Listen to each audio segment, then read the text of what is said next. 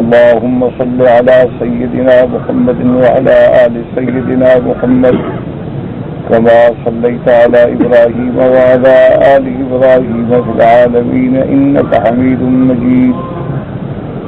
قال الله تبارك وتعالى في كلامه المجيد: أعوذ بالله من الشيطان الرجيم. بسم الله الرحمن الرحيم. وَمَتَّعْنَا هَؤُلَاءِ وَآبَاءَهُمْ حَتَّى طَالَ عَلَيْهِمُ الْعُمُرُ أَفَلَا يَرَوْنَ أَنَّا نَأْتِي الْأَرْضَ نَنقُصُهَا مِنْ أَطْرَافِهَا أَفَهُمُ الْغَالِبُونَ. قُلْ إِنَّمَا أُنْذِرُكُمْ بِالْوَحْيِ ولا يسمع الصم الدعاء إذا ما ينذرون. ولئن مستهم نفحة من عذاب ربك ليقولن يا ويلنا إنا كنا ظالمين. ونضع الموازين القسط ليوم القيامة فلا تظلم نفس شيئا وَإِن كَانَ مِثْقَالَ حَبَّةٍ مِّنْ خَرْدَلٍ أَتَيْنَا بِهَا وَكَفَى بِنَا حَاسِبِينَ. قال المؤلف والمفسر رحمه الله تعالى: أدام النفع بعلومه وعلومكم في الدارين آمين. إلى أن قال: يقول تعالى مخبرا عن المشركين: إنما غرهم وحملهم على ما هم فيه من الضلال أنهم مبدعوا في الحياة الدنيا ونعموا وطال عليهم الأمر فيما هم فيه فاعتقدوا أنهم على شيء. ثم قال تعالى واعظا لهم: أفلا يرون أنا نأتي الأرض ننقصها من أطرافها. اللہ تبارک و تعالی مفسر فرماتے ہیں کہ خبر دیتے ہیں مشرکین کے بارے میں: انما غرہم، اس چیز نے ان کو دھوکے میں ڈالا اور اسی چیز کی وجہ سے وہ گمراہی میں رہے کہ ان کو اللہ تبارک و تعالی نے زندگانی گزارنے کا ایک کافی مدت عطا فرمائی اور ان کو نعمتیں عطا فرمائی، آل اولاد، دنیا، دولت. وطال علیہم العمر، اور جب بہت زمانہ گزر گیا تو انہوں نے سمجھا کہ ہم حق پر ہیں، کہ اگر ہم حق پر نہ ہوتے تو اللہ ہمیں یہ نعمتیں کیوں عطا فرماتے. اس لیے وہ اس دھوکے میں پڑ گئے کہ انہوں نے دنیا کی نعمتوں کو اپنے حق ہونے کی علامت سمجھ لیا. فاعتقدوا انہم علی شیء، انہوں نے یہ اعتقاد بنا لیا کہ ہم بھی ایک سچے راستے پر ہیں. ثم قال واعظا لهم، اس میں کچھ نہیں، اس میں کیا کریں گے؟ آواز نہ ہو تو ہم کیا کریں؟ بند کر کے بیٹھے ہیں، ہم کیا کریں؟ بس انا للہ پڑھ لیا کرو، بس انا للہ و انا الیہ راجعون. اس کے علاوہ کیا علاج ہے؟ بس انا للہ کے علاوہ کچھ کہنے کی ضرورت ہی نہیں. اب اللہ تبارک و تعالی نے ان کو تنبیہ کرتے ہوئے فرمایا: فلا يرون انا نأتي الارض ننقصها من اطرافها. اختلف المفسرون في معناه وقد اسلفناه في سورة الرعد واحسن ما فسر بقوله. ابو مفسر رحمۃ اللہ علیہ فرماتے ہیں کہ اس آیت کے اندر مفسرین کا اختلاف ہے اور اس کا ذکر جو ہے سورۃ الرعد میں ہم پہلے بھی کر چکے ہیں. وَلَقَدْ أَهْلَكْنَا مَا حَوْلَكُمْ مِنَ الْقُرَى وَصَرَّفْنَا الْآيَاتِ لَعَلَّهُمْ يَرْجِعُونَ.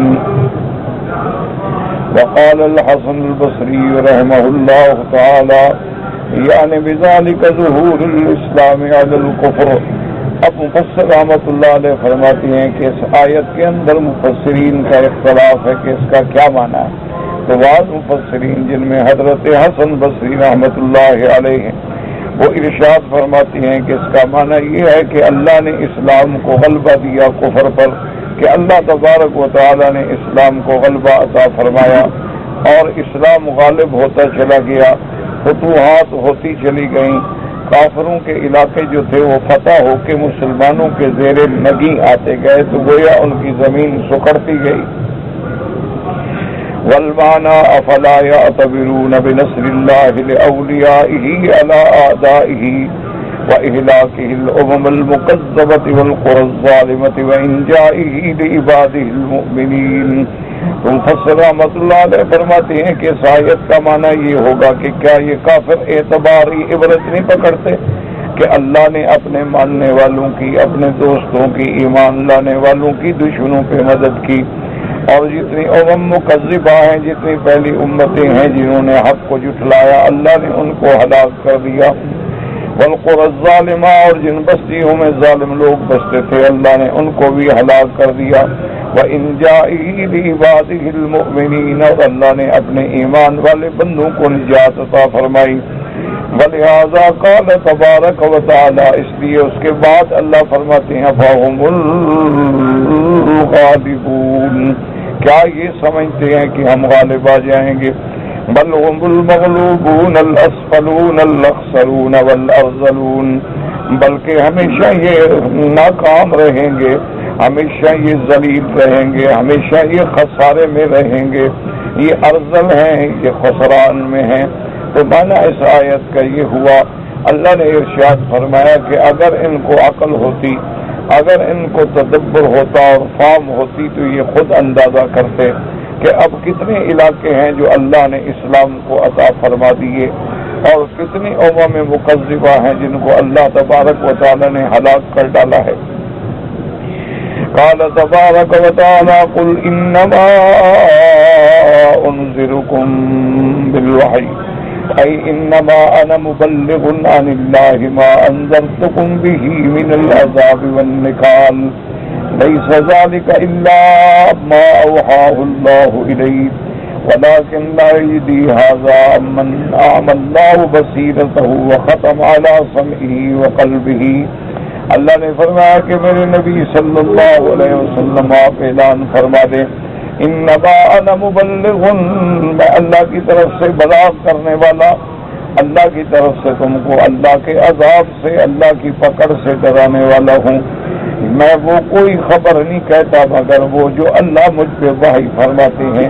اللہ نے فرمایا کہ آپ ان کو بتا دیں کہ جو کچھ میں آپ کو ڈراتا ہوں یہ اللہ کا حکم ہے، اللہ کی وحی ہے، اللہ کے فرمان کے مطابق ہی میں آپ لوگوں کو ڈراتا ہوں، میں اپنی طرف سے تو نہیں کہتا۔ ولیکن لا یجدی ھذا، اب مفسر فرماتا ہے لیکن یہ اللہ کی طرف سے ڈرانا، پیغمبر علیہ الصلوۃ والسلام کی طرف سے ان کو بار بار تواعید سنانا، بار بار تخویفات پہنچانا ان کو فائدہ نہیں دیتا، جن کے اللہ نے دلوں پر بھی، کانوں پر بھی اور جن کی بصیرت پر بھی اللہ نے مہریں لگا دی ہیں، کہ جو لوگ بالکل اللہ کی طرف سے محروم ہو گئے ہیں، جن کو اللہ نے فرما دیا ختم اللہ علی قلوبہم وعلی سمعہم وعلی ابصارہم غشاوۃ، کہ جن کے دلوں پر بھی پردے، کانوں پر بھی پردے، آنکھوں پر بھی پردے، وہ حق بات سمجھتے ہی نہیں ہیں، دیکھتے ہی نہیں ہیں، اس میں تدبر بھی نہیں کرتے۔ اس لیے اللہ تبارک و تعالی نے یہاں بھی ارشاد فرمایا ولا يسمع الصم الدعاء اذا ما ينذرون، کہ یہ کیا سنیں گے جب ایک بہرے آدمی کو آپ بلاتے رہیں، جس کے کان ہی بند ہو تو وہ کیا سنے گا۔ وقوله ولئن مستهم نفحة من عذاب ربك ليقولن يا ويلنا إنا كنا ظالمين أي ولئن مس هؤلاء المكذبين أدنى شيء من عذاب الله ليعترفن بذنوبهم وأنهم كانوا ظالمين أنفسهم في الدنيا۔ اب اللہ نے فرمایا جب ان کو ہمارا تھوڑا سا عذاب بھی پہنچتا ہے، جب ان کو ہم ذرا سا عذاب چکھاتے ہیں تو اب یہ واویلا کرتے ہیں، اعتراف کرتے ہیں کہ ہم نے غلطی کی، ہم نے اپنی جانوں پہ ظلم کیا ہے۔ لیکن جب عذاب آ گیا تو اس کے بعد اگر کوئی آدمی نصیحت بھی پکڑے تو فائدہ نہیں ہوتا۔ اس لیے علماء نے لکھا ہے کہ توبہ کا دروازہ کھلا ہوا ہے، توبہ کا دروازہ اس وقت تک کھلا رہے گا جب تک کہ سورج جو ہے مغرب سے طلوع نہیں ہوگا، اس وقت تک توبہ کا دروازہ بند نہیں ہوگا۔ آدمی جب بھی توبہ کرے اللہ قبول فرمائے۔ اور اسی طرح جب اللہ کا عذاب اگر نازل ہو جائے، عذاب اتر جائے، تو پھر توبہ کسی کام نہیں آتی۔ جیسے کہ فرعون پر جب اللہ کا عذاب آ گیا، پھر اس نے ایمان بھی لایا تو اس کو کوئی فائدہ نہ پہنچا۔ اس لیے اللہ پاک فرماتے ہیں وَنَضَعُ الْمَوَازِينَ الْقِسْطَ لِيَوْمِ الْقِيَامَةِ فَلَا تُظْلَمُ نَفْسٌ شَيْئًا أي ونضع الموازين العدل ليوم القيامة الأكثر على أنه إنما هو ميزان واحد وإنما جمع باعتبار تعدد الأعمال الموزونة فيه۔ اللہ نے فرمایا یہ دنیا کا عذاب تو ایک نمونہ ہے، اصل تو فیصلہ قیامت کے دن ہوگا جب عدل کی میزان اللہ رکھیں گے، ہر چیز کا وزن ہوگا۔ اب مفسر رحمۃ اللہ علیہ فرماتے ہیں کہ اکثر مفسرین کا قول یہ ہے کہ میزان ایک ہوگی، لیکن جمع کا صیغہ ہے وَنَضَعُ الْمَوَازِينَ، موازین جمع ہے، جمع ہے میزان کی۔ جمع کیوں کہا گیا کہ اس میں مختلف اعمال کو تولا جائے گا، اس لیے اللہ نے یہاں جمع کا صیغہ فرمایا۔ اور اللہ ایسا عدل فرمائیں گے، فرمایا فَلَا تُظْلَمُ نَفْسٌ شَيْئًا وَإِنْ كَانَ مِثْقَالَ حَبَّةٍ مِّنْ خَرْدَلٍ أَتَيْنَا بِهَا وَكَفَىٰ بِنَا حَاسِبِينَ۔ اللہ نے فرمایا کسی پر کوئی ذرے کے برابر بھی ظلم نہیں ہوگا، اگر اس نے رائی کے دانے کے برابر بھی کوئی عمل ہے تو وہ بھی پیش ہوگا۔ اس لیے قرآن نے دوسری جگہ بھی فرما دی وَمَن يَعْمَلْ مِثْقَالَ ذَرَّةٍ خَيْرًا يَرَهُ وَمَن يَعْمَلْ مِثْقَالَ ذَرَّةٍ شَرًّا يَرَهُ۔ جو آدمی اچھا کام کرے گا وہ بھی اس کے سامنے ہوگا، اور برا کام کرے گا تو وہ بھی اس کے سامنے ہوگا۔ اس کے بعد فرماتے وَلَا يَظْلِمُ رَبُّكَ أَحَدًا، اللہ تبارک و تعالیٰ کسی پر کوئی ظلم نہیں کریں گے چونکہ اللہ ظلم سے پاک ہیں۔ اللہ تبارک و تعالیٰ کی ذات جو ہے منزہ ہے ظلم سے، تمام صفات نقصان سے پاک ہے۔ جیسے اللہ نے فرمایا ان اللہ لا یظلم مثقال ذرۃ وان تک حسنۃ یضاعفها ویؤت من لدنہ اجرا عظیما۔ اللہ ذرہ کے برابر بھی کسی پہ ظلم نہیں فرمائیں گے۔ ہاں یہ تو ہے کہ اللہ اپنی طرف سے اجر کو بڑھا دیں، ثواب کو بڑھا دیں، زیادہ عطا فرما دیں، لیکن کسی کو سزا زیادہ دیں یا اس کا کوئی گناہ زیادہ لکھ دیں، یہ کبھی نہیں ہے۔ فرماتے ہیں وقال لقمان یا بنی انها ان تک مثقال حبۃ من خردل فتکن فی صخرۃ او فی السماوات او فی الارض یأت بها اللہ ان اللہ لطیف خبیر۔ جیسے کہ حضرت لقمان نے اپنے بیٹے کو نصیحت کی، آپ نے فرمایا کہ اگر ذرے کے برابر، رائی کے دانے کے برابر پہاڑ میں ہو یا آسمانوں اور زمینوں میں بھی کوئی چیز ہو، وہ بھی اللہ کے سامنے پیش ہوگی۔ اللہ تبارک و تعالیٰ لطف فرمانے والے، اللہ جاننے والے۔ وفی الصحیحین عن ابی ہریرہ رضی اللہ تعالی عنہ، صحیح مسلم اور بخاری شریف کے اندر یہ احادیث موجود ہیں۔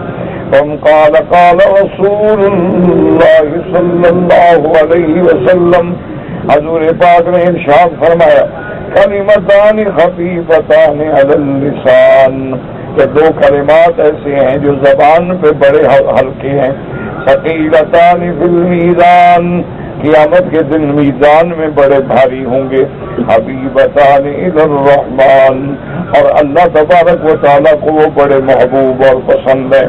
وہ دو کلمات کون سے ہیں؟ سبحان اللہ و بحمدہ، سبحان اللہ العظیم۔ اسی پہ امام بخاری رحمۃ اللہ علیہ نے اپنی الجامع الصحیح اپنی کتاب کو ختم فرمایا ہے۔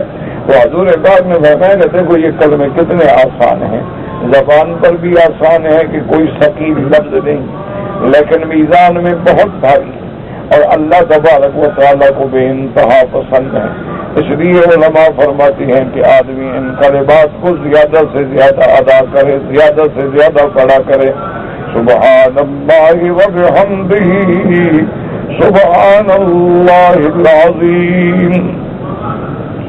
وقال الامام احمد حدثنا ابراہیم بن اسحاق الطالقانی وقال حدثنا ابن مبارک ليس بن سعد عن عامر بن يحيى نبي عبد الرحمن العمري قال سمعت عبد الله بن عمرو بن العاص يقول قال رسول الله صلى الله عليه وسلم ان الله عز وجل يستخرج رجلا من امتي الى رؤوس الخلائق يوم القيامه وينشر عليه 99 سجلا كل سجل مد البصر ثم يقول تنكر هذا شيئا أظلمتك كتبتي الحافظون. قال يا ربي. قال أفلك عذرا أو حسنا؟ قال فسخط الرجل فيقول لا يا ربي فيقول بلى إن لك عندنا حسنة واحدة لا ظلم عليك اليوم.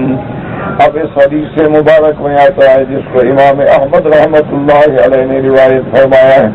حضرت عبداللہ ابن عمرو بن العاص فرماتے ہیں کہ حضور پاک نے فرمایا قیامت والے دن اللہ تبارک و تعالی من امتی میری امت میں سے ایک بندے کو پیش کر کھڑا کریں گے تمام مخلوق کے سامنے.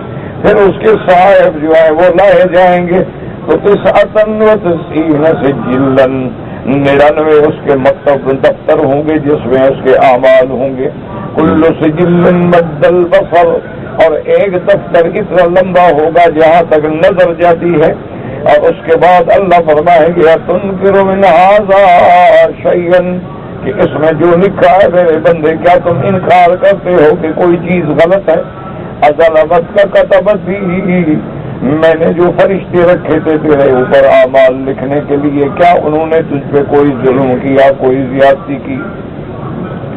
وہ کہے گا قال لا یا رب. وہ کہے گا میرا اللہ نہیں نہ مجھے گناہوں سے انکار ہے نہ فرشتوں نے ظلم کیا. فرشتے تو معصوم ہیں انہوں نے وہی لکھا جو میں نے کیا. اب اللہ فرمائے گی افلک عذر او حسنۃ کیا تیرے پاس کوئی عذر ہے کوئی جواب ہے کوئی نیکی ہے؟ وہ کہے گا اللہ میاں میرے پاس تو کچھ بھی نہیں. اللہ فرمائیں گے نہیں بلا لکا ان لک عندنا حسنۃ واحدہ تیری ایک نیکی ہمارے پاس ہے. لا ظلم علیک اليوم آج کوئی ظلم نہیں ہوگا عدل ہوگا. ويخرج له بطاقة فيها أشهد أن لا إله إلا الله وأشهد أن محمدا رسول اللہ. تو پھر وہ بطاقہ لایا جائے گا جس میں اس کا کلمہ شہادت ہوگا. جو کلمہ شہادت اس نے اخلاص سے پڑھا تھا وہ لایا جائے گا. فيقول انظروه فيقول رب يا رب في هذه البطاقة ما هذه السجلات فيقول إنك لا تظلم. وہ کہے گا میرا مولا یہ ایک چھوٹا سا کاغذ اتنے بڑے دفاتر کے سامنے کیا حیثیت رکھتا ہے؟ اللہ پاک فرمائیں گے میرے بندے تم سے کوئی ظلم نہیں ہوگا زیادتی نہیں ہوگی نا انصافی نہیں ہوگی. قال فتوضع السجلات في كفة والبطاقة في كفة. فرماتی ہیں کہ اس کے دفتر جو ہے ایک پلڑے میں رکھے جائیں گے اور وہ کاغذ کا ٹکڑا ایک پلڑے میں رکھا جائے گا. وطاشت السجلات وثقلت البطاقة. وہ سارے دفتر جو ہے وہ اٹھ جائیں گے لیکن وہ بطاقہ جو ہے وہ بھاری ہو جائے گا. قال ولا يذكر شيء بسم الله الرحمن الرحيم. اور اسی طرح فرمایا کہ کوئی چیز اس آیت سے بھی زیادہ بھاری نہیں ہو سکتی. ورواه الترمذي وابن ماجه من حديث حسن وقال الترمذي حسن غريب. امام ترمذی رحمۃ اللہ علیہ فرماتے ہیں کہ یہ حدیث مبارک کے طرق ہیں. بعض طرق میں تو غرابت ہے لیکن متعدد طرق اکٹھے ہو کے درجہ حسن تک یہ پہنچ جاتی ہے. وقال الامام احمد حدثنا قتيبة قال حدثنا ابن حية عن عمرو بن يحيى عن ابي عبد الرحمن الخبري عن عبد الله بن عمرو بن العاص قال قال رسول الله صلى الله عليه وسلم توزع الموازين يوم القيامة فيؤتى بالرجل فيوزع في كفة فيوزع ما أحصى عليه فيمايل به الميزان قال فيبعث به إلى النار. اور اس حدیث سے مبارک میں آتا ہے کہ حضرت عبداللہ ابن العاص فرماتے ہیں کہ حضور پاک نے فرمایا کہ قیامت والے دن میزان رکھے جائیں گے، اب بندے کو لایا جائے گا، اس کا وزن کیا جائے گا، اگر اس کے اعمال سیئہ زیادہ ہو گئے تو اس کو جہنم کی طرف بھیجا جائے گا۔ قال فإذا أدبر به إذا صائغ من عند الرحمن عز وجل يقول لا تعجلوا، اب جب اس کے عمل جو ہے سیئہ زیادہ بھاری ہیں تو صاف بات ہے کہ جہنم کی طرف لائیں گے، لیکن آواز آئے گی جلدی نہ کرو، فإنه قد بقي له فيؤتى بطاقة فيها لا إله إلا الله فتوزع مع الرجل في كفة حتى يميل به الميزان، اب وہ بلایا جائے گا اور اس کے ساتھ وہ کاغذ کا ٹکڑا رکھا جائے گا، پھر جب وزن کریں گے تو وہ بھاری ہو جائے گا، اور اس وقت اس ٹکڑے میں اس کاغذ میں بطاقہ میں کیا ہوگا؟ شہادت اللہ الہ الا اللہ محمد رسول اللہ۔ اس لیے حضور پاک فرماتے ہیں من قال لا الہ الا اللہ دخل الجنہ، اور اسی طرح ایک حدیث مبارک میں من کان آخر کلامہ لا الہ الا اللہ دخل الجنہ۔ لیکن یہ بات یاد رکھیں کہ کلمے پڑھنے والا جنت میں جائے گا، اس میں مفسرین محدثین نے تفصیل فرمائی۔ کیا معنی یہ ہے کہ جس شخص نے بھی اخلاص سے دل سے کلمہ شہادت پڑھا ہے وہ لازم جنت میں جائے گا۔ اب اگر اس کے گناہ ہیں تو یہ اللہ کی مشیت پہ ہے، اللہ تبارک و تعالیٰ چاہے تو گناہ بھی معاف فرما دے، اور اگر اللہ تبارک و تعالیٰ چاہے تو اس کو اس کے گناہوں کے مطابق سزا دے کہ اس کے اتنے گناہ ہیں 10 سال 20 سال 50 سال، لیکن ایک نہ ایک دن اس کلمہ ایمان کی وجہ سے شہادتین کی وجہ سے لازم جنت۔ اور جس بندے نے کلمہ نہیں پڑھا ہے، موت کفر پہ آ گئی، شرک پہ آ گئی، اس کے لاکھ اعمال صالحہ ہوں، ان کی قیامت میں کوئی قیمت نہیں ہوگی۔ ان کو اللہ تبارک و تعالیٰ دنیا میں تو بدلہ دے دیتے، لیکن آخرت میں ان کو بدلہ نہیں ملے گا، اس کا ٹھکانہ جہنم ہے۔ اسی لیے حدیث میں آتا ہے من مات لا یشرک باللہ شیئا دخل الجنہ، جو بندہ اس حال میں مرے کہ اللہ کے ساتھ شرک نہ کرے وہ جنت میں داخل ہوگا، اور اسی طرح جو آدمی اس حال میں مرے کہ اللہ کے ساتھ شرک کیا ہے، شرک پہ موت آ گئی، کفر پہ موت آ گئی، اس کا ٹھکانہ جہنم ہے، اس کے لیے بخشش کا کوئی سوال ہی پیدا نہیں۔ اور اسی طرح جو شفاعت انبیاء ہے، یاد رکھیں وہ حق ہے، لیکن شفاعت انبیاء بھی ان لوگوں کے لیے ہوگی جن کی موت ایمان پہ آئے لیکن گناہگار ہیں، جہنم کے فیصلے ہو گئے تو اللہ انبیاء کی شفاعت سے ان کو نکالے گا۔ اسی طرح حافظ قرآن جو ہے اپنے خاندان کے 10 آدمیوں کی شفاعت کرے گا تو وہ بھی شفاعت ان کے گناہوں کی ہوگی، کافر اور مشرک کے لیے شفاعت نہیں ہوگی۔ ہمیشہ یاد، جن کی موت کفر پہ آ گئی، جن کی موت شرک پہ آ گئی، ان کے لیے کسی شفاعت کا سفارش کا کچھ سوال ہی پیدا۔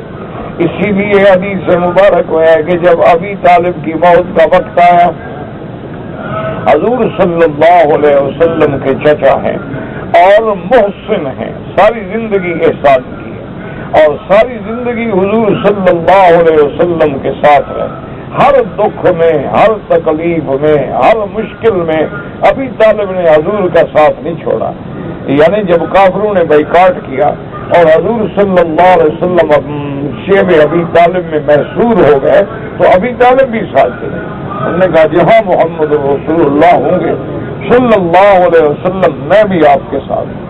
تو اتنی تکلیفیں برداشت کرنے والے چاچا کے پاس حضور جب تشریف لائے تو یہی بات فرمائی کہ کل کلمتن یا امی کل کلمتن احاج بہا عند اللہ کہ میرا چچا ایک دفعہ تو کلمہ پڑھ، ایک دفعہ زبان سے کلمہ توحید ادا کر لو تاکہ میں اللہ کے سامنے پیش کر سکوں، اللہ تبارک و تعالیٰ کے سامنے میں حجت پیش کر سکوں، لیکن ان کے مقدر میں کلمہ نہیں تھا تو نصیب نہ ہوا۔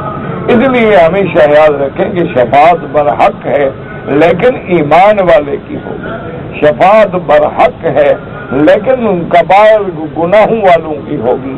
جو آدمی شرک پہ مر گیا اس کے لیے قرآن کا قطعی فیصلہ ہے، ان اللہ لا یغفر ان یشرک بہ ویغفر ما دون ذلک لمن یشاء۔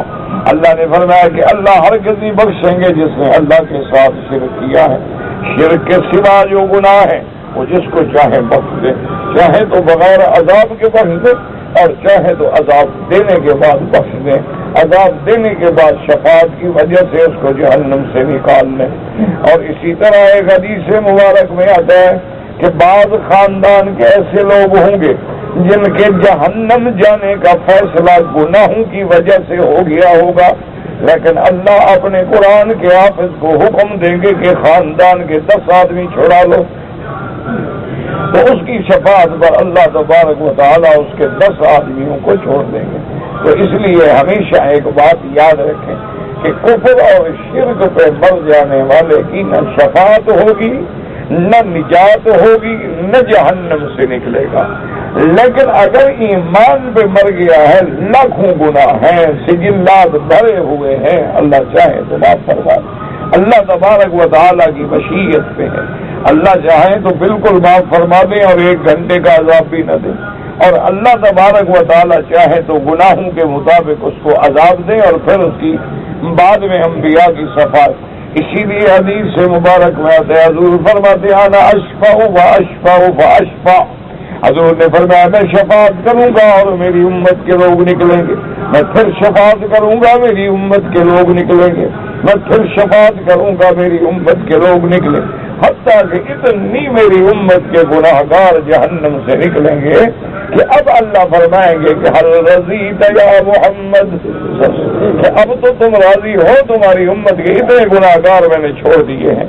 تو حضور صلی اللہ علیہ وسلم عرض کریں گے کہ یا اللہ ابھی جہنم میں کچھ لوگ باقی ہیں جن کے دل میں ذرے کے برابر ایمان ہے، اللہ فرمائیں گے کہ محمد ان کو رہنے دو، ان کو بس میں اپنی رحمت سے نکال دوں، تو پھر ان کو بھی اللہ تبارک و تعالیٰ اپنی رحمت سے جہنم سے نکال دیں، یعنی وہ جہنم میں ہمیشہ نہیں، اور کافر اور مشرک جو ہے وہ ہمیشہ جہنم۔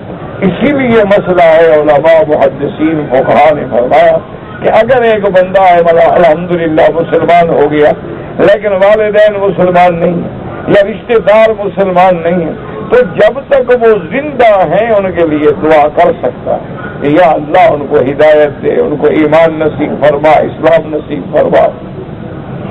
لیکن جب ان کی موت کفر یا شرک پہ ہو جائے تو اب ان کے لیے دعا مانگنا بھی منع ہے، اب ان کے لیے آپ مغفرت کی دعا بھی نہیں کر سکتے۔ جیسے کہ سیدنا ابراہیم علیہ السلام نے جب آذر سے آخری فیصلہ کیا تو آپ نے وعدہ کیا، آپ نے کہا کہ میں آپ کو چھوڑ کے جا رہا ہوں لیکن میں اپنے اللہ سے آپ کی بخشش مانگا کروں گا، اور حضرت ابراہیم علیہ السلام مانگتے رہے مانگتے رہے مانگتے رہے، لیکن جب اس کی موت کفر پہ ہو گئی تو اللہ نے منع کر دیا۔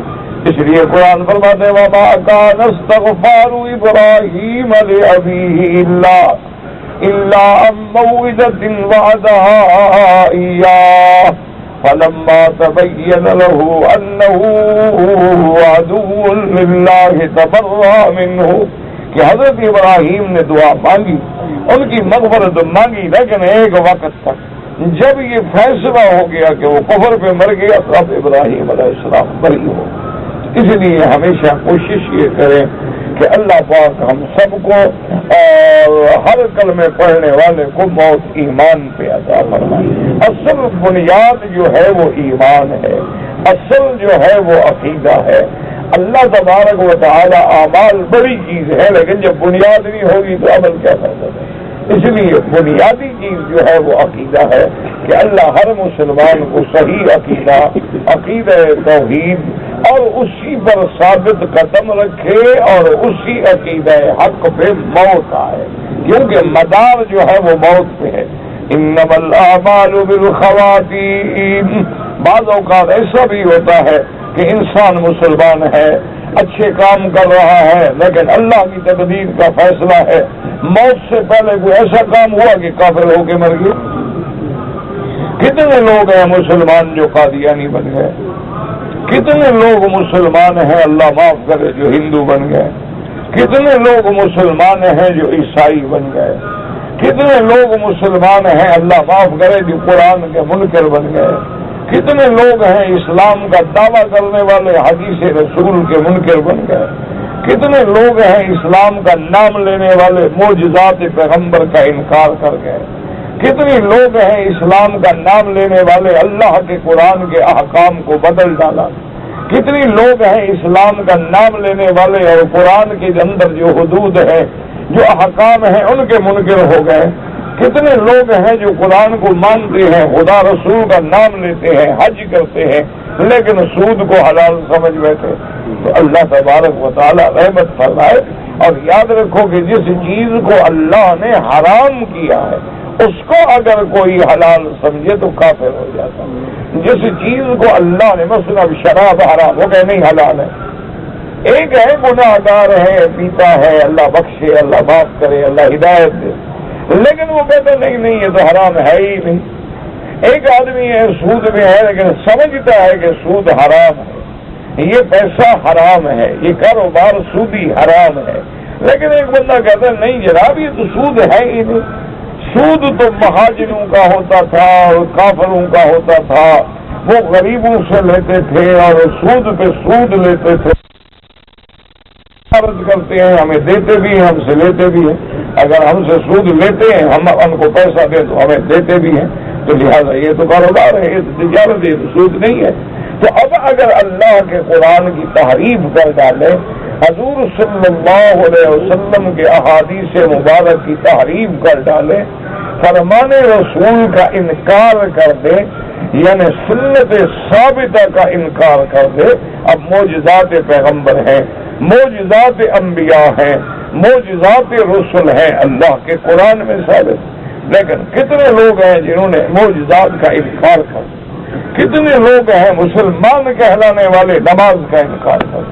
انہوں نے کہا کہ نماز تو پہلے دور میں اس لیے تھی کہ آدمی کو ایکسرسائز کے اور طریقے نہیں آتے تھے, تو بس نماز کھڑا ہو گیا, رکوع میں چلا گیا, کھڑا ہو گیا, بس سجدے میں چلا گیا.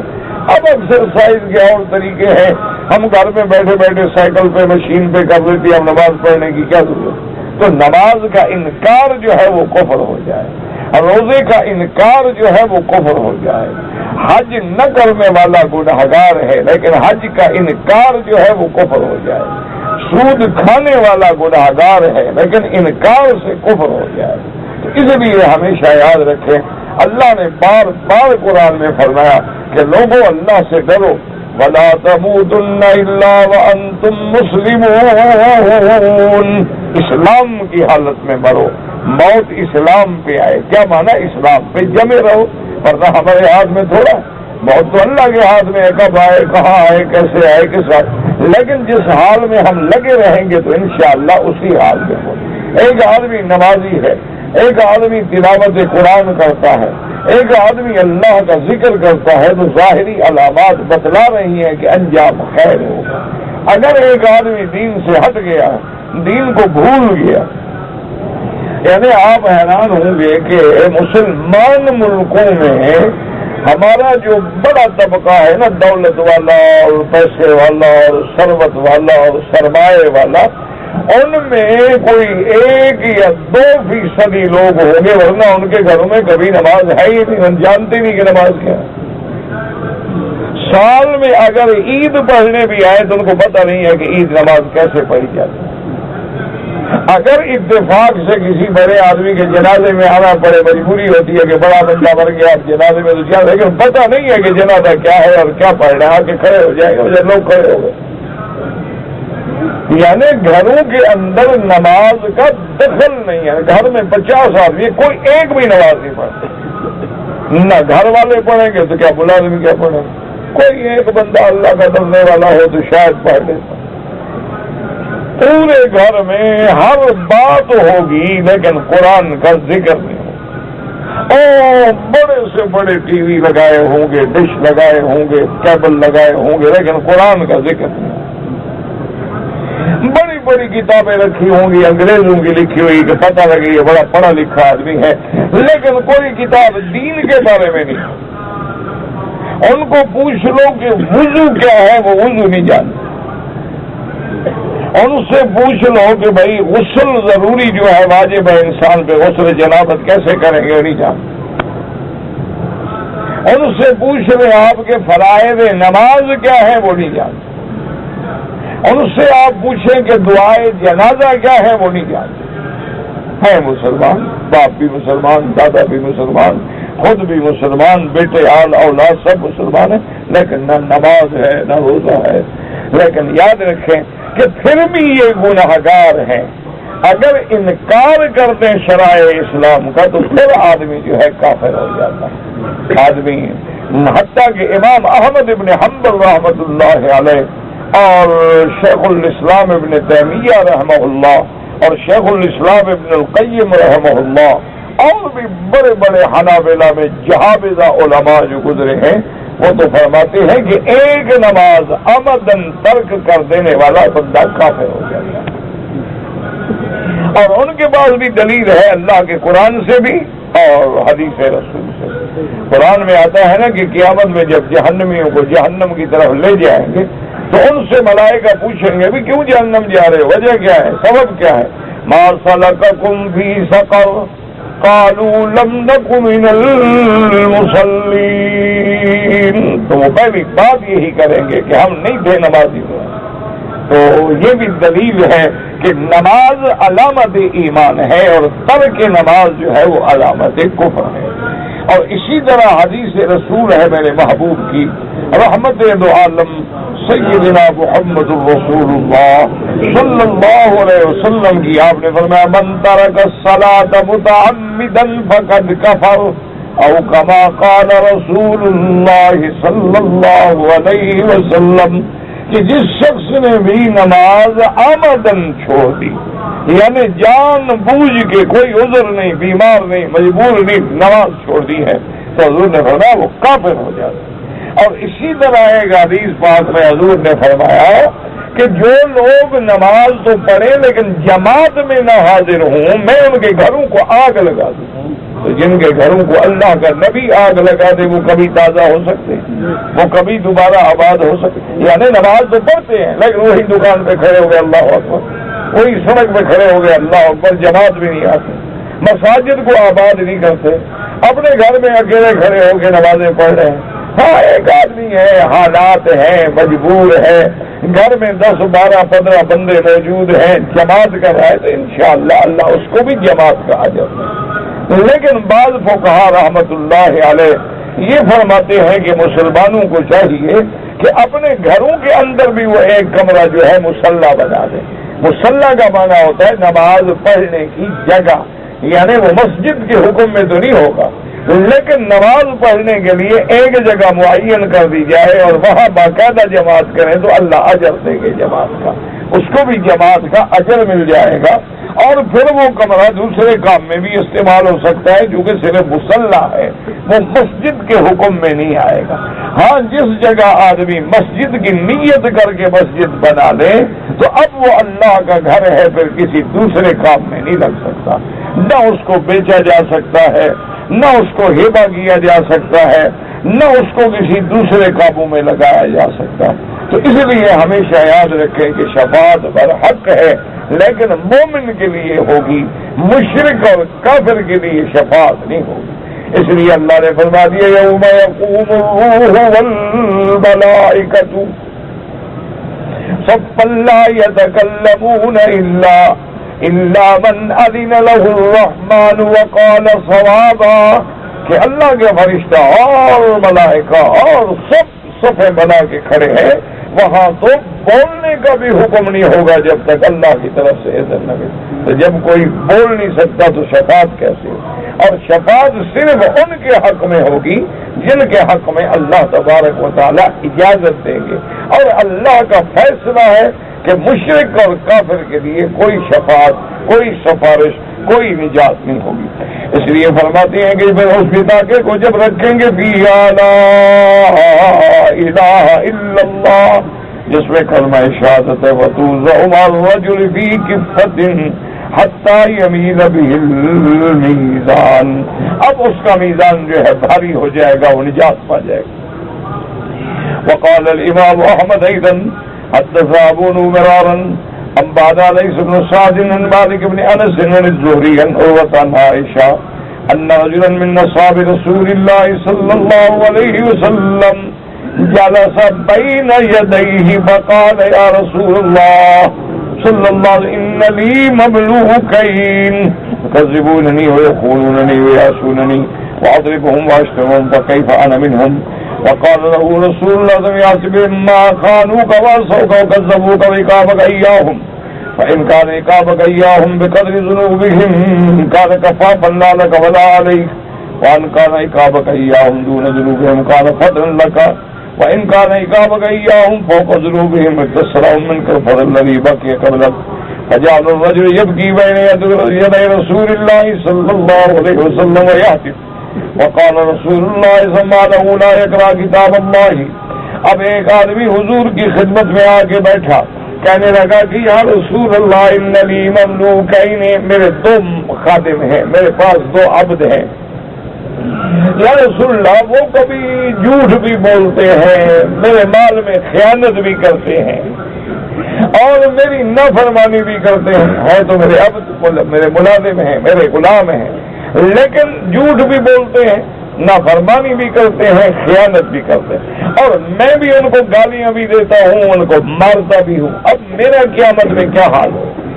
حضرت صلی اللہ علیہ وسلم نے فرمایا کہ اللہ انصاف فرمائیں گے قیامت میں کہ تیری گالیاں، تیرا مارنا اور ان کے گناہ دیکھے جائیں گے کہ اگر تو تیرا نیکی، ان کے گناہ زیادہ ہے تیرے مارنے سے تو پھر ان کو پکڑا جائے گا. اگر تیرا مارنا، تیری گالیاں ان کی غلطیوں سے زیادہ ہو گئی تو تجھے پکڑا جائے.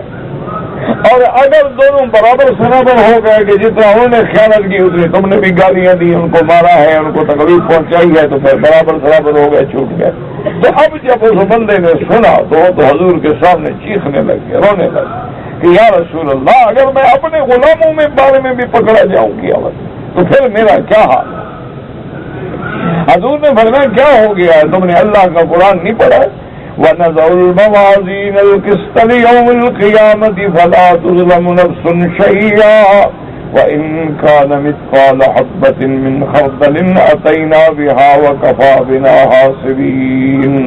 آپ نے فرمایا، اللہ نے قرآن میں فرمایا کہ جب ہم میزان رکھیں گے قیامت والے دن کسی پہ کوئی ظلم نہیں ہوگا، ذرے کے برابر، رائی کے برابر بھی کوئی چیز ہوگی تو لائی جائے گی. تو اب رائی کے برابر چاہے گالی ہو چاہے مارنا ہو. اسی لیے حدیث مبارک میں آتا ہے ایک بندہ اللہ کی دربار میں ایسا بھی پیش ہوگا کہ بڑی نمازیں پڑھنے والا، بڑی عبادت گزار، بڑا روزہ، لیکن شتم لہذا وضرب لہذا، کبھی اس کو گالی دی، کبھی اس کو مارا، کبھی اس کو گالی دی، کبھی اس کو مارا. تو اب وہ ساری اس کی نیکیاں ان کو دے جائیں گی اور اس کے پلے میں کچھ نہیں رہے گا، جہنم کی طرف لے جائیں گی. تو ساری نمازیں، ساری نیکیاں ختم ہو جائیں. اس لیے حکم ہے کہ خالق الناس بخلق حسن، کہ لوگوں سے حسن خلق سے پیش آؤ، لوگوں سے معاملہ حسن خلق سے کرو. اللہ تبارک و تعالی حسن خلق کو پسند فرماتے ہیں، اللہ تبارک و تعالی کلام جمیل کو پسند فرماتے ہیں. ایسا نہ کرو کہ اپنی نیکیاں کرتے رہو اور گالیاں لوگوں کو دے کے، غیبت کر کے، مار کے، ستا کے ساری نیکیاں قیامت میں برباد ہو جائے اور خالی ہاتھ رہ جاؤ. اس لیے حکم ہے کہ اپنا حساب خود کیا کرو، اپنے معاملات کو خود دیکھا کرو.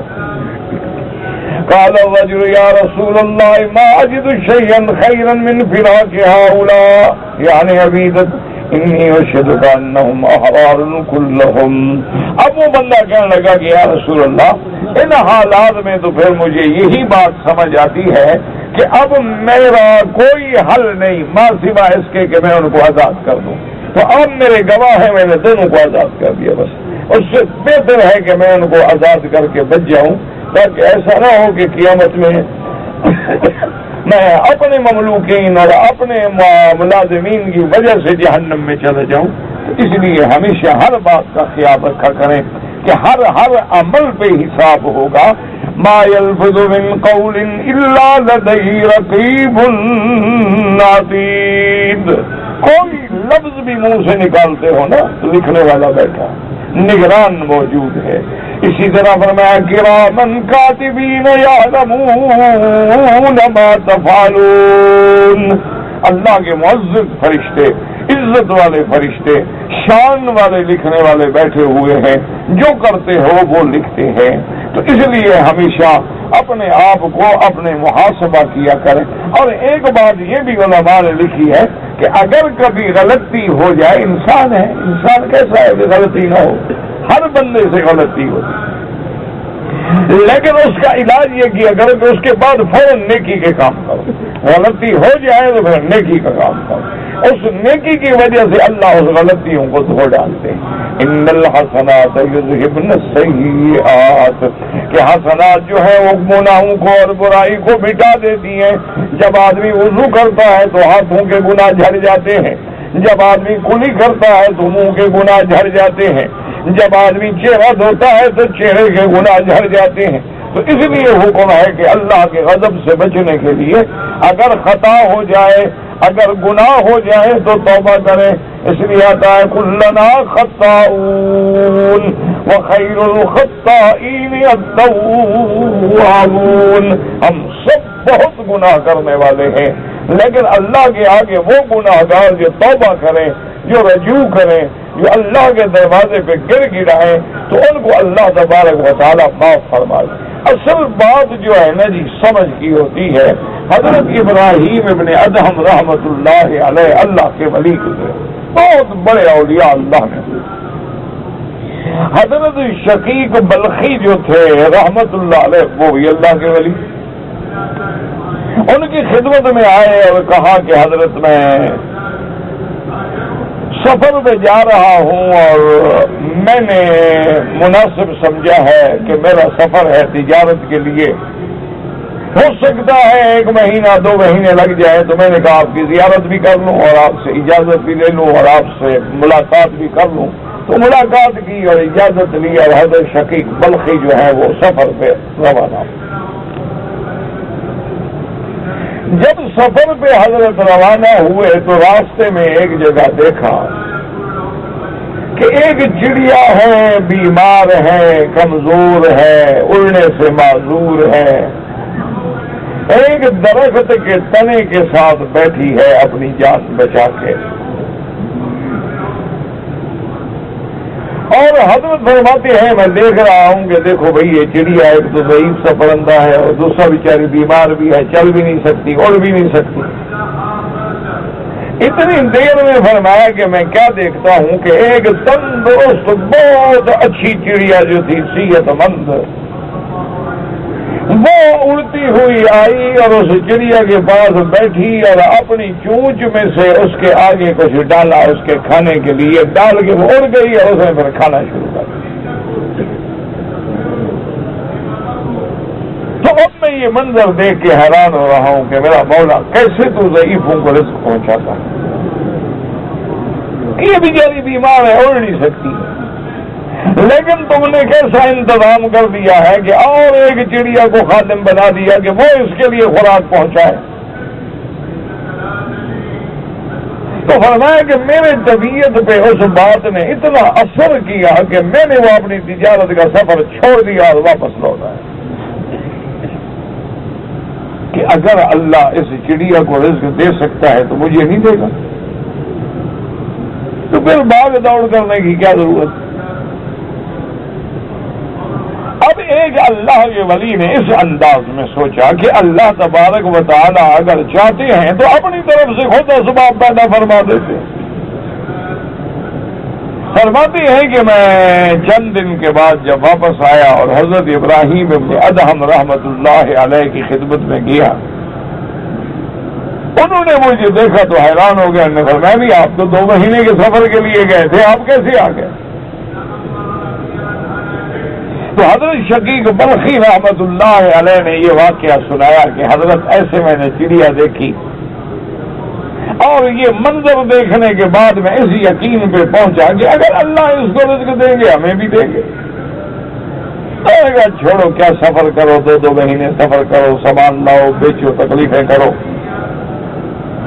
تو حضرت ابراہیم ابن ادہم رحمت اللہ علیہ مسکرائے. آپ نے فرمایا اچھا بلخی تم نے یعنی وہ کمزور اور بیمار چڑیا کا رول ادا کرنا تو سیکھا ہے, وہ طاقتور چڑیا کا رول کیوں نہیں ادا کرتے ہو؟ وہ بھی تو ڈھونڈ کے رزق اس کو لا کے دے رہی ہے, تم بھی تجارت کر کے غریبوں کو پہنچاؤ. تم نے کمزور بننا ہے وہ کیوں نہیں بنتے ہو, خیر والا کام کیوں نہیں کرتے؟ اب حضرت شفیق بلخی رحمت اللہ علیہ فرماتے ہیں کہ مجھے بات جیسی سمجھ آ گئی. تو اس لیے ہمیشہ یاد رکھے کہ بعض اوقات ایک چیز ہوتی ہے لیکن دیکھنے والے کی نظر اپنی ہوتی, سوچنے والے کا فہم اپنا ہوتا ہے. تم اسی کو جیسے مثلاً اس کی ایک عام مثال دی جاتی ہے کہ ایک گلاس ہے, اس میں آدھے گلاس میں پانی ہے اور آدھے میں نہیں ہے, تو اگر آپ یہ کہیں کہ بھائی یہ آدھا خالی ہے تو یہ بات بھی تو ٹھیک ہے, آدھا خالی ہے, یہ بات غلط تو نہیں ہے. لیکن اگر آپ یوں کہیں کہ یہ گلاس آدھا بھرا ہوا ہے تو بات تو وہی ہے, لیکن دوسری بات کہنے میں انداز الگ ہے کہ آپ نے اس میں طنز نہیں کی کہ خالی ہے, آپ نے کہا نہیں یہ آدھا بھرا ہوا. اس لیے علماء نے فرمایا کہ جب بھی کسی سے بات کرو ہو سکتا ہے کہ تم اپنی طرف سے صحیح بات کر رہے ہو لیکن وہ اس کو دوسرے پیمانے سے سمجھ رہا ہے. تو ان باتوں کا بھی خیال کیا جائے کہ بعض اوقات تیری نیت اپنی جگہ درست ہے اور تیرا انداز گفتگو اپنی جگہ درست ہے, لیکن سمجھنے والے کے لیے وہی چیز باعث تکلیف بن رہی ہے. اور اسی لیے ایک بات حضور پاک نے ہمیں سکھلائی ہے کہ جس مجلس میں بیٹھ جاؤ, جہاں بیٹھ جاؤ, جب اٹھو تو پڑھ لیا کرو سبحانک اللہم و بحمدک اللہم انی استغفرک و اتوب الیک. اور میں جب تم یہ کلمہ پڑھ لو گے تو اس مجلس میں جو تم سے غلطی ہوئی ہے اللہ معاف کر دے. تو جہاں بھی انسان بیٹھتا ہے تو بندہ ہے, غلطی تو ہوتی, بات میں غلطی ہے, نظر میں غلطی ہے, ہمارے کلام میں غلطی ہے, ہمارے اقوال میں غلطی ہے, ہمارے اعمال میں غلطی ہے, افعال میں غلطی. تو اس لیے اللہ تبارک و تعالیٰ نے فرمایا کہ ہم نے تو ان کو دنیا میں دولت دی, صحت دی, اولادیں دی, نعمتیں دی, قوت سامعہ دی, باصرہ دی, اس لیے کہ ان کا شکر کر کے یہ مجھے مانیں گے. انہوں نے ان نعمتوں کو الٹا کفر بنا لیا کہ جی اگر ہم غلط ہوتے تو خدا ہمیں کیوں دیتا, اگر ہم جھوٹے مذہب پہ ہوتے تو اللہ ہمیں رزق کیوں دیتے, اگر ہم باطل مذہب پہ ہوتے تو خدا ہمیں اولاد کیوں دیتے, اگر ہم باطل راستے پہ ہوتے تو اللہ ہمیں یہ صحت اور طاقت اور دنیا کے اندر عزت کیوں دیتے. تو جو چیز باعث شکر بننی تھی اسی کو انہوں نے کفر بنا دیا کہ سمجھنے کا پیمانہ جو تھا وہ الٹ ہو گیا. تو اس لیے ہر حال میں آپ دیکھیں نا کسی آدمی کو تکلیف ہو چیختا ہے, اور بعض لوگ جو ہے وہ اس پہ بھی اللہ کا شکر ادا کرتے ہیں کہ اللہ تیرا شکر ہے, پتہ نہیں تو نے مجھے کسی بڑی مصیبت سے بچا لیا. یہ میرے لیے بظاہر تکلیف ہے لیکن اس تکلیف سے بھی تیری کوئی حکمت ہوگی کہ تو نے مجھے بہت بڑی پریشانیوں سے نجات عطا فرما دی. تو یہ ساری چیزیں جو ہے اللہ کی حکمت ہوتی ہے, اور اللہ تبارک و تعالیٰ ان پر ہمیں صحیح معنی میں اللہ کے احکام کو اور فرمان انبیاء کو سمجھنے کی توفیق عطا فرمائیں.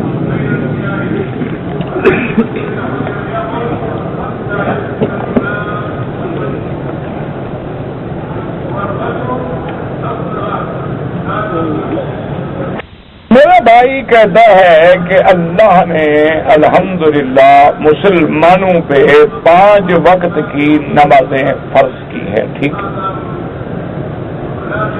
اسی طرح اللہ تبارک و تعالیٰ نے زندگی میں ایک دفعہ حج فرض کیا. تو کہتے اللہ کا شکر ہے کہ ہم نے حج پڑھ لیا, اور اللہ نے ہمیں توفیق دی کہ ہم نے عرفات میں خطبہ حج بھی سن لیا, نمازیں بھی پڑھتے رہے، ہم نے کنکریاں بھی ماری، ہم نے قربانی بھی کی، تو الحمدللہ اللہ کا شکر ادا کر۔ باقی نمازوں کی تفصیل کے بارے میں یاد رکھیں کہ اس میں ائمہ کرام کا اختلاف ہے۔ امام ابو حنیفہ رحمۃ اللہ علیہ فرماتے ہیں کہ حج الگ فرض ہے اور نماز الگ فرض ہے۔ نماز کے احکام وہ فرماتے ہیں کہ حج کے لیے نہیں بدل سکتے۔ اب نماز اگر آدمی مقیم ہے یا کسی جگہ آدمی گیا ہے اور نیت کر لی کہ میں 15 دن قیام کروں گا یہاں انشاءاللہ، چاہے نہ کر سکے لیکن نیت کر لی ہے تو اب مقیم شمار ہوگا اور نمازیں پوری کریں۔ اچھا، ایک آدمی ایک شہر میں جاتا ہے، وہ کہتا ہے کہ جی میں ایک ہفتے کے لیے آیا ہوں، ہفتے کے بعد چلا جاؤں گا، لیکن نہیں گیا۔ نیت یہ اچھا اب 4 دن کے بعد چلا جاؤں گا، نہیں گیا۔ اب 4 دن کے بعد چلا جاؤں گا، نہیں گیا۔ مہینہ لگے، اب بھی مسافر ہے، چونکہ اس کی نیت اقامت ہے ہی نہیں۔ اور انما الاعمال بالنیات، اعمال کی دار و مدار جو ہے وہ نیت پر۔ اور اسی طرح جو مسافر اپنے گھر سے نکلے، اپنے شہر کے حدود سے باہر جانے کے بعد جہاں وہ جا رہا ہے، اگر وہاں تک 48 میل شرعی میل جو ہے وہ ہمارے میل سے کچھ بڑا ہوتا ہے۔ ایک شریعت میں میل ہے، ایک آج کل جو میل ہے کلومیٹر تو میل سے چھوٹے ہوتے ہیں، میل جو ہے وہ شرعی میل سے معمولی سا چھوٹا ہے۔ تو 48 میل کا اگر اس کو سفر درپیش ہے تو جب اپنے شہر کے حدود سے نکل جائے گا مسافر ہو جائے گا۔ اب وہ نماز جو ہے مسافر والی پڑھے گا۔ اور مسافر کی نماز کیا ہے کہ اللہ نے 4 رکعتوں کو 2 کا حکم دیا ہے کہ ظہر ہے، عصر ہے، عشاء ہے، 4 کے بجائے 2 رکعت پڑھے گا۔ مغرب 3 رکعت کی 3 پڑھے گا کہ آدھی 1.5 نہیں ہو سکتی، اور فجر کی نماز 2 رکعت کی 2 رکعت پڑھے گا کہ 1 رکعت نہیں ہو سکتی، آدھا کریں تو بریک ہو جائے گی۔ تو اس لیے یہ سب جہاں تک سنتوں اور نوافل کا تعلق ہے تو وہ سفر میں معاف ہے۔ آپ سفر میں ہیں، آپ نے سنتیں نہیں پڑھی، اللہ نے رعایت دی ہے، معاف ہے، کوئی گناہ نہیں۔ لیکن اگر کوئی بندہ سفر میں جانے کے بعد نماز تو اس نے 2 رکعت پڑھی ہے، لیکن ٹائم ہے، اپنی گاڑی ہے، آرام ہے، تکلیف نہیں ہوگا تو یار سنتیں بھی پڑھ لو، تو بالکل پڑھ لے، لیکن سنتیں پوری پڑھے گا کیونکہ اللہ نے تو معاف کر دی تھی نا۔ اب اگر یہ پڑھنا چاہتا ہے تو پوری پڑھے گا، نفل پڑھنا چاہتا ہے پڑھ لے، مسافر ہے تہجد پڑھنا چاہتا ہے تو پڑھ لے، لیکن اللہ تبارک و تعالیٰ کی طرف سے رعایت ہے کہ نہ پڑھے تو گناہگار نہیں ہوگا، اس پر کوئی مواخذہ نہیں ہوگا۔ بات کو سمجھیں۔ اب ہے حج کا مسئلہ، تو امام صاحب یہاں بھی وہی کہتے ہیں کہ اگر مسافر ہے تو وہ قصر کرے گا، اگر مقیم ہے تو پوری پڑے گا۔ لیکن امام احمد بن حنبل رحمۃ اللہ علیہ اور امام شافعی رحمۃ اللہ علیہ فرماتے ہیں کہ حج کے دنوں میں نماز قصر ہوگی، جمع ہوگی، چاہے وہ مسافر ہو چاہے وہ مقیم ہو۔ وہ کہتے ہیں مکے کا رہنے والا بھی کیوں نہ ہو تو لازمی ہے کہ وہ نماز قصر پڑھے گا کہ حضور صلی اللہ علیہ وسلم نے قصر پڑھی۔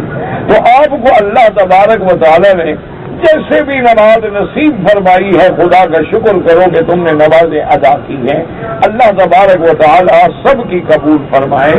میرے بھائی اصل بات یاد رکھا کرو کہ جھگڑا تو ان لوگوں سے ہے جنہوں نے نماز پڑھی ہی نہیں۔ جو لوگ عرفات میں کھڑے رہتے ہیں اور حج بھی نہیں کرتے، لوگ عرفات میں کھڑے رہے ہیں، ڈیوٹی کر رہے ہیں، ہوٹل چلا رہے ہیں، خیمے لگا رہے ہیں، نماز بھی نہیں پڑھتے، تو اصل تو بدقسمت وہ آدمی ہے۔ لیکن کسی نے نماز پڑھ لی ہے تو انشاءاللہ اللہ تبارک و تعالی اس کی نمازیں بھی قبول فرمائیں گے اور حج بھی قبول فرمائیں گے۔ کہتے جی کہ ہمارے ملک میں ایک رواج ہے کہ جب بھی حضور صلی اللہ علیہ وسلم کا نام مبارک آتا ہے تو بعض لوگ جو ہیں وہ انگوٹھا چومتے ہیں. میرا بھائی یہ انگوٹھا چومنا جو ہے یہ بالکل خالص بدعت ہے. اس کے بدعت ہونے میں کوئی شبہ ہی نہیں. اس کی وجہ دیکھو نا, اب دیکھو آپ کے ہم 10 آدمی مثلا کھڑے ہیں, اب سب دیکھ رہے ہو کہ نہیں دیکھ رہے؟ اگر یہ انگوٹھا چومنا حضور پاک سے ثابت ہوتا تو سارے صحابہ دیکھتے. اگر انگوٹھا چومنا صحابہ سے ثابت ہوتا تو صحابہ ایک دوسرے کو دیکھتے. صرف ایک کتاب کا حوالہ دینا کہ فلاں کتاب کے حاشیے پہ لکھا ہے حضرت ابو بکر صدیق کے بارے میں, تو حضرت ابو بکر صدیق کا نہ اس کے بیٹے نے دیکھا ہے, نہ بی بی عائشہ نے دیکھا ہے, نہ عمر عثمان و علی نے دیکھا ہے, نہ اہل بیت رسول نے دیکھا ہے, صرف تم نے دیکھا ہے. دیکھو نا, مسا ہے تو ساری دنیا مسا کر رہی ہے کہ نہیں کر رہی؟ وضو کرنے کے بعد انگلیوں میں خلال ہے تو ساری دنیا کر رہی. حجر اسود کو بوسہ دینا ہے یا استلام کر رہا ہے تو ساری دنیا کر رہی ہے. حضور نے بوسہ دیا, سب نے دیکھا. حضور نے لکڑی لگائی, سب نے دیکھی. حضور پاک نے صفا مروا دوڑی, سب نے دیکھی. حضور صلی اللہ علیہ وسلم نے طواف کے بعد 2 رکعت پڑھا, ساری دنیا نے دیکھا. تو صرف انگوٹھے والا مسئلہ اتنا چھپا ہوا تھا کہ صرف ایک آدمی کی روایت, اور وہ بھی کسی حدیث میں نہیں, کسی صحیح حدیث مبارک میں نہیں ہے. اور پھر سب سے بڑی بات یاد رکھا کریں کہ سب سے پہلی دلیل جو ہے وہ اللہ کا قرآن ہے. اللہ کے قرآن کو سمجھانے کے لیے حدیث محمد مصطفیٰ, گویا وہ بھی اللہ کا حکم ہے. صرف فرق یہ ہوتا ہے کہ قرآن میں معنی بھی اللہ کی طرف سے ہے, لفظ بھی اللہ کی طرف سے, اور حدیث میں لفظ میرے مدنی پاک کے ہوتے ہیں لیکن حکم تو پھر بھی اللہ کا ہوتا ہے. تو اللہ نے قرآن میں جب مسئلہ حل کر دیا تو اب تو یہ جاہل آدمی کی بات ہے نا کہ وہ ڈھونڈتا پھرے کہ جی فلاں جگہ یوں لکھا تھا اور فلاں بزرگ نے یہ فرمایا تھا. بھئی قرآن نے خود کہہ دیا ہے کہ کیا کرو, ان اللہ و ملائکتہ یصلون علی النبی یا ایھا الذین آمنوا صلوا علیہ وسلموا تسلیما. اللهم صل على سيدنا محمد وعلى آل سيدنا محمد وبارك وسلم عليه. اللہ نے فرمایا کہ ایمان والوں میرے مدنی پہ صلاۃ و سلام یعنی درود پڑھو. تو جب اللہ نے یہ حکم دے دیا, اور اسی طرح حدیث میں آ گیا من صلی علیہ واحدا صلی اللہ علیہ صلی اللہ بها عشرا او کما قال رسول اللہ صلی اللہ علیہ وسلم. حضرت نے فرما دیا, میرے محبوب نے فرما دیا کہ جس شخص نے مجھ پہ ایک دفعہ درود بھیجا اللہ 10 دفعہ اس پہ رحمتیں نازل فرمائے. تو حضور نے یہ تو نہیں فرمایا جس نے ایک دفعہ انگوٹھا چوما اس پہ رحمتیں آئیں گی. حضور نے فرمایا جس نے مجھ پہ درود بھیجا. اللہ فرماتا ہے درود بھیجو, اور نماز میں بھی ہمیں کیا سکھایا گیا, درود پڑھو کہ اللہم صلی علی محمد وعلی آل محمد کما صلیت علی ابراہیم وعلی آل ابراہیم. تو اس لیے یہ اس قسم کے مسائل کہ فلاں حاشے پہ ہے اور فلاں کتاب کے ایک جگہ حضرت ابو بکر سے لکھا ہوا ہے